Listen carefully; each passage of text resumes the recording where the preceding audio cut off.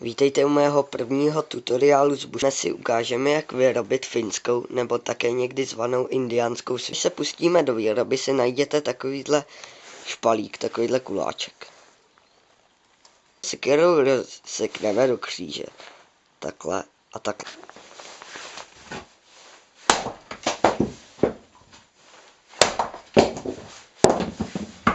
A nějak by to mělo vypadat.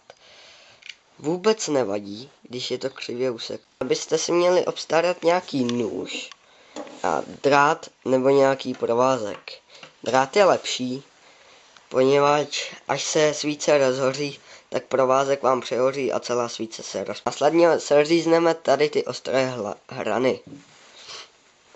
Pak, když to máte tady seřízlé a dáte to zpátky dohromady,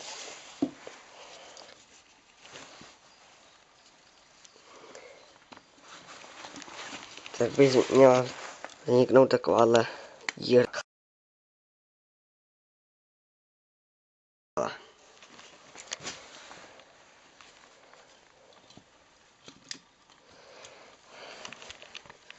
Teďka to připevníme drátem, aby to drželo, obmotáme několikrát dokola, tak a svíce nám pevně drží.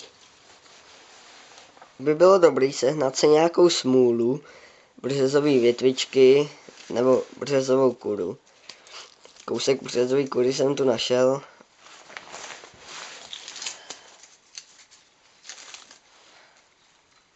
Co to tam naháže?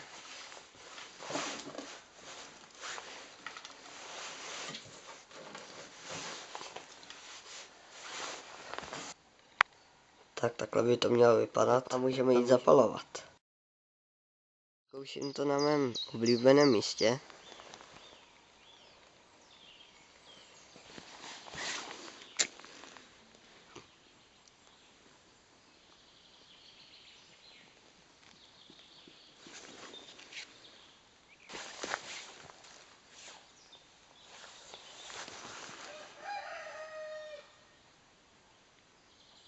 No, tak světlo.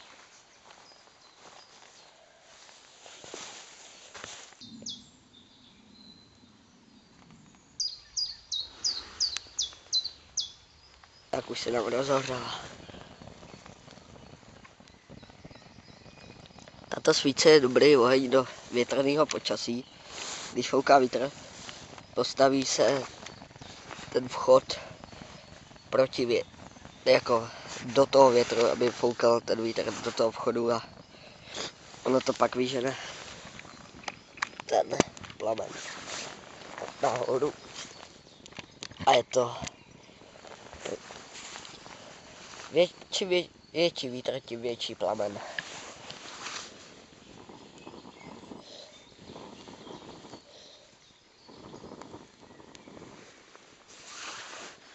Vidíte? Tak toto byl tutoriál na finskou nebo také indiánskou svíci. Doufám, že se to povede. Jinak vydrží to hořet hodně dlouho.